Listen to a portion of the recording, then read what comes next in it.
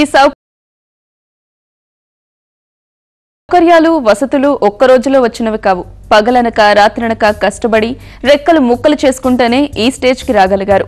మనసున్న మనుషులుగా చేయి చేయి కలిపారు. ఊరిని టాప్ పొజిషన్ లో నిలబెట్టుకున్నారు.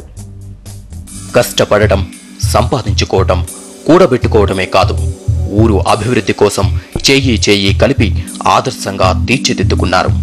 తమకొచ్చే ఆదాయంలో కొంత భాగాన్ని గ్రామాభివృద్ధికి కేటాయిస్తున్నారు అంకాపూర్ వాసులు. 10 ఏళ్ల క్రితం ఈ ఊళ్ళో సౌకర్యాలు అంతంత మాత్రంగా ఉండేవి. వ్యవసాయం కలిసొచ్చాక గ్రామస్తుల్లోనూ మార్పు వచ్చింది. ఐకమత్యంతో ఊరిని బాగు చేసుకోవాలన్న ఆలోచనను ఆచరణలో పెట్టారు. రాజకీయ కక్షలను పక్కన పెట్టి గ్రామాన్ని నెంబర్ 1గా తీర్చిదిద్దుకున్నారు.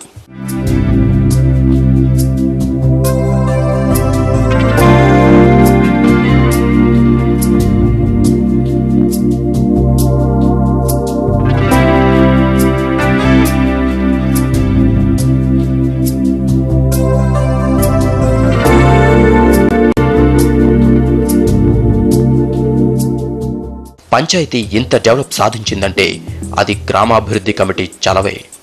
20 ఏళ్లకొక సభ్యుడిని ఎంపిక చేసుకుని గ్రామాభివృద్ధి కమిటీని ఏర్పాటు చేసుకున్నారు. అన్ని వర్గాలు, కులాల వారు ప్రాతినిధ్యం వహించేలా కమిటీ తయారు చేసుకున్నారు. ఏడాదికొకసారి కమిటీ సభ్యులు మారుతూ ఉంటారు. గ్రామంలో ఏ చిన్న పని చేయాలన్నా సరే అంతా కమిటీయే చూసుకుంటుంది. ముందుగా పంచాయతీకి అన్ని రకాల పన్నులు సకాలంలో చెల్లించారు. దానివల్ల పంచాయతీకి కొత్త భవనం సమకూరింది. తర్వాత ఇంటికింత చొప్పున వసూలు చేసి ఫండ్ తయారు చేసుకున్నారు. దాంతో రోడ్లు, డ్రైనేజీ కాలువలు, దేవాలయాలు, వాటర్ ప్లాంట్లు, స్కూల్ బిల్డింగులు ఇలా ఒకటేమిటి అన్ని రకాల వసతులు తక్కువ కాలంలోనే ఏర్పాటయ్యాయి. రాజకీయ పరంగా చిన్న చిన్న గ్రామాలలో ఒక 1000-2000 జనాభా ఉన్న గ్రామాల్లో రాజకీయ కక్షలు ఉంటాయి. కానీ ఈ గ్రామంలో కూడా సుమారు 9000 ఉన్న జనాభా ఉన్న గ్రామం మాది. ఇంత పెద్ద గ్రామంలో కూడా రాజకీయ కక్షలు ఎలాంటి లేవు అని అంటే కేవలం అభివృద్ధి కోసమే. అభివృద్ధి విషయంలో మా ప్రజలు అందరూ ఐక్యంగా ఉంటారు. ఇప్పుడు స్థానిక సంస్థల నాయకత్వం ఎలాంటి నిర్ణయం తీసుకున్నా దానికి అందరూ కృషి చేస్తారు. మార్కెటింగ్ వసతి కోసం కూడా గ్రామస్తులు ప్రత్యేక శ్రద్ధ తీసుకున్నారు. 23 సీడ్ ప్లాంట్లను ఏర్పాటు చేసుకుని విత్తన ఉత్పత్తి కూడా చేస్తున్నారు. ఈ ప్లాంట్ల వల్ల చుట్టుపక్కల గ్రామాల్లోనే వందలాది మందికి ఉపాధి కలుగుతోంది. ఇక గ్రామంలో మద్యం అమ్మకాలు నిషేధం. ఎవరైనా గ్రామంలో మద్యం తాగినా, పేకాట ఆడినా జరిమానా తప్పదు. ఇలాంటి కఠిన నిర్ణయాలతో అంతా సుఖంగా ఉన్నామంటున్నారు గ్రామస్తులు. కమిటీ ఏర్పడి 20 సంవత్సరాలు అవుతుంది.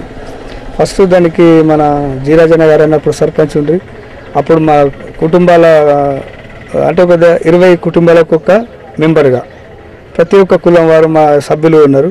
33 మంది ఉంటారు మా సర్వ సమాజంలో.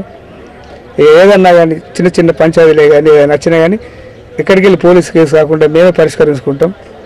మా గ్రామాభివృద్ధికి ఫస్ట్ ఏంటి అంటే ఐక్యత. మా గ్రామంలో ఐక్యత ఉంటుంది కాబట్టి ఎలక్షన్లు వచ్చినా ఏ వచ్చినా కానీ ఒక ఎలక్షన్ల మట్టుకే దాన్ని వినియోగించుకుంటాం. కానీ తర్వాత మేము దాన్ని కక్షలు పెట్టుకొని దాన్ని పెద్ద చేసుడు కొట్లాడలు ఇట్లా మా గ్రామంలో ఏ ఉండేవి. అనేక రకాల పన్నులు, ఫీజులతో ఇప్పుడు ఏటా పంచాయతీకి 20 లక్షలకు పైగా ఆదాయం వస్తోంది. దాంతో పంచాయతీ మెయింటెనెన్స్ చేస్తున్నారు.